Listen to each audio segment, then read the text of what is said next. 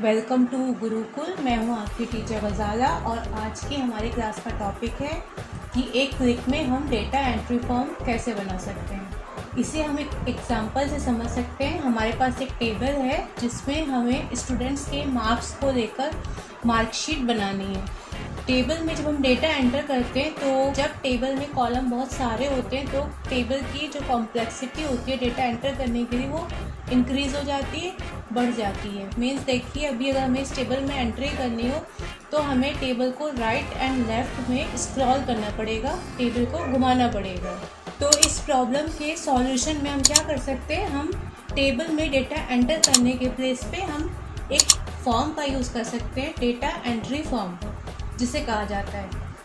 Form क्या होते हैं, आपके फॉर्म में एक बार में एक का डेटा एंटर होता है। टेबल में हम जो भी डेटा एंट्री करते हैं हमें एक 1 बाय 1 सारे डेटा दिखते हैं। पर अगर हम फॉर्म की बात करें तो फॉर्म में डेटा एंटर करना इजी होता है क्योंकि हमें एक बार में एक ही एंटिटी का डेटा एंटर करना होता है। तो चलिए इसे समझते हैं एक एग्जाम्पल से कि डेटा एंट्री फॉर्म क्या होते हैं और डेटा एंट्री फॉर्म को कैसे बनाते हैं और डेटा एंट्री फॉर्म हमारे टेबल के प्लेस पे क्यों इजी होते हैं।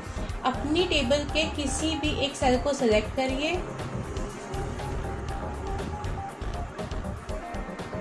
यहाँ हमारे पास क्विक एक्सेस टूलबार में डेटा एंट्री फॉर्म का आइकन है। जिसे नहीं पता कि डेटा एंट्री फॉर्म कहाँ मिलता है वो क्या करेगा, वो इस ऑफिस बटन पे जाएगा, एक्सेल ऑप्शन पे जाएगा। यहाँ पे जाने के बाद आपके पास एक ऑप्शन होता है कस्टमाइज़। कस्टमाइज़ से हम क्या कर सकते हैं कि जो हमारे पास ऑप्शंस सामने इनेबल नहीं हो रहे हैं, अंदर छिपे हुए हैं, अंदर हाइड हैं, उन्हें हम इस कस्टमाइज़ वाले ऑप्शन से जो है सामने शो कर सकते हैं, यूज़ कर सकते हैं उसका। यहाँ पे देखिए आपके पास पॉपुलर कमांड्स में कुछ कमांड्स दिख रहे होंगे। बहुत सारे एक्सेल के ऐसे कमांड होते हैं जो हाइड होते हैं, जिन्हें हमें अपनी ज़रूरत के अकॉर्डिंग शो करना होता है। यहाँ पे ऊपर क्लिक करेंगे और यहाँ से लगाएंगे ऑल कमांड्स। जब आप यहाँ से ऑल कमांड्स लगाएंगे तो जितने भी एक्सेल के कमांड हैं वो सब आपको यहाँ पे शो हो जाएंगे। हमें उसमें से क्या करना है, फॉर्म को निकालना है जो हमारा डेटा एंट्री फॉर्म होता है। तो यहाँ पे देखिए हमारा डेटा एंट्री फॉर्म कहाँ पे, तो ये हमारा फॉर्म का ऑप्शन है। इसे हम क्या करेंगे, इस फॉर्म को हमें अपने क्विक एक्सेस टूलबार में ऐड करना है। फॉर्म को सेलेक्ट करेंगे और ऐड पे क्लिक कर देंगे क्योंकि हमने पहले ही अपने इस ऑप्शन को यहाँ पे ऐड कर रखा है, इसीलिए हमें इसे दोबारा ऐड करने की ज़रूरत नहीं है। जो फर्स्ट टाइम करेगा उसे फॉर्म को सेलेक्ट करके ऐड करना है और ओके कर लेना है। जैसे ही आप ओके करेंगे आपको यहाँ पे फॉर्म का आइकन दिखेगा और जब आप उस पर कर्सर रखेंगे तो उसके नीचे फॉर्म भी दिख के आ रहा होगा। तो अब हमें क्या करना है, अपनी टेबल में कहीं पे भी एक सेल को सेलेक्ट करना है, उसके बाद इस फॉर्म पे जाना है और क्लिक कर देना है इस फॉर्म पे। देखिए आपके सामने जो है फॉर्म आपका पूरा बन के आ गया है। अगर हम पीछे वाले टेबल को ना देखें तो हमें ये फॉर्म दिख रहा है। इसको आप देख सकते हैं कि जितने भी आपकी टेबल में कॉलम हैं वो सारे के सारे कॉलम आपको इस फॉर्म के अंदर दिख रहे हैं। सबसे पहले हमारा कॉलम था रोल नंबर, फिर नेम, उसके बाद हमारे पास सब्जेक्ट्स थे, फिर हमारे पास टोटल था, फिर परसेंटेज थी, फिर ग्रेड्स, मैक्स एंड मिनिमम। अब इस फॉर्म में आपको कुछ ऑप्शंस भी मिलते हैं। यहाँ पे देखिए न्यू का मीन्स होता है जब हमें नया डेटा एंटर करना हो। डिलीट का मतलब अगर हम किसी रो को, किसी डेटा को डिलीट करना चाहते हैं तो हम इस पर क्लिक कर देंगे। फाइंड प्रीवियस का मीन्स ये होता है जब हम आगे डेटा में जा चुके हैं, मीन्स हम 5 या 6 रिकॉर्ड पे हैं और हमें 6 पे हैं और हमें 5 वाले रिकॉर्ड को देखना है तो हम प्रीवियस पे क्लिक करते हैं। नेक्स्ट का क्या मतलब होता है कि हम अगर 1 पे हैं और हमें 2 पे जाना है तो हम नेक्स्ट पे क्लिक करते हैं। जैसे हमारे पास यहाँ पे रोल नंबर 1 है, अब हमें रोल नंबर 2 पे जाना है तो हम क्या करेंगे, नेक्स्ट पे फाइंड नेक्स्ट पे क्लिक करेंगे। तो हमारे पास सेकंड रोल नंबर वाले स्टूडेंट का पूरा डेटा यहाँ पे शो हो जाएगा। अब अगर हमें 1 रोल नंबर वाले का डेटा देखना हो तो हम क्या करेंगे, फाइंड प्रीवियस पे क्लिक करेंगे।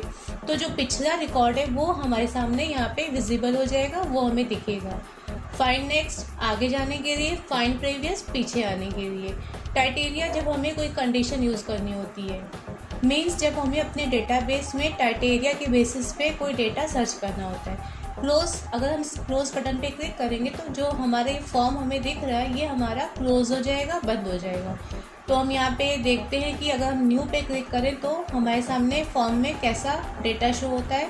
तो हम यहाँ पे क्या करेंगे, डायरेक्ट न्यू पे क्लिक कर देंगे। तो देखिए हमारे पास सारे कॉलम्स आ रहे हैं जिसमें हम अपना डेटा फिल कर सकते हैं। तो हम क्या करेंगे, अब हम इस सारे कॉलम्स में डेटा फिल करेंगे। सबसे पहले हमने दिया रोल नंबर, फिर जाएंगे नेम वाले कॉलम पे। नेम वाले कॉलम में हम लिखेंगे नेम। हिंदी में हम क्या करेंगे, हिंदी के मार्क्स देंगे। इंग्लिश में फिर इंग्लिश के मार्क्स देंगे। मैथ्स में मैथ्स के मार्क्स देंगे। साइंस में साइंस सब्जेक्ट के मार्क्स देंगे। कंप्यूटर में कंप्यूटर के मार्क्स देंगे। इसके बाद जब हम ओके करेंगे, नेक्स्ट पे क्लिक करेंगे, तो जो ये हमारा रिकॉर्ड अभी हमने ऐड किया है, न्यू पे क्लिक करते ही ये हमारा जो रिकॉर्ड है वो टेबल में ऐड हो जाएगा। चलिए देखते हैं कि हमारा रिकॉर्ड टेबल में ऐड हुआ है कि नहीं।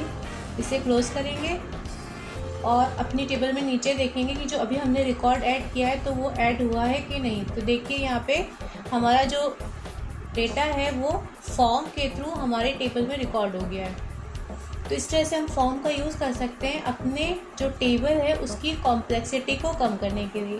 अगर हम टेबल में काम करेंगे तो हमें इस तरह से बार बार स्क्रॉल करना पड़ेगा आगे पीछे, क्योंकि जब हम टेबल बनाते हैं तो उसमें बहुत सारे कॉलम्स रहने होते हैं। अभी तो ये एक रॉ डेटा है, मीन्स अभी सिर्फ हम एज ए एग्जाम्पल समझ रहे हैं कि फॉर्म कैसे बनाते हैं। जब कभी हमें किसी कंपनी में काम करना होता है तो वहाँ हमें थाउजेंड्स के बेसिस पे जो है हमें डेटा मिलता है, बहुत सारे कॉलम्स होते हैं। तो उन टेबल्स को एडजस्ट करने के लिए हम क्या कर सकते हैं, फॉर्म का यूज़ कर सकते हैं। इसलिए आपने सुना होगा कि जॉब्स में डेटा एंट्री फॉर्म का यूज़ होता है। तो जो डेटा एंट्री फॉर्म होता है वो इस तरह से रिकॉर्ड्स को टेबल में ऐड करने में बहुत ज़्यादा इफ़ेक्टिव होता है, बहुत ज़्यादा आपका हेल्पफुल होता है। फिर से एक बार देखते हैं कि इस फॉर्म को कैसे यूज़ करना है।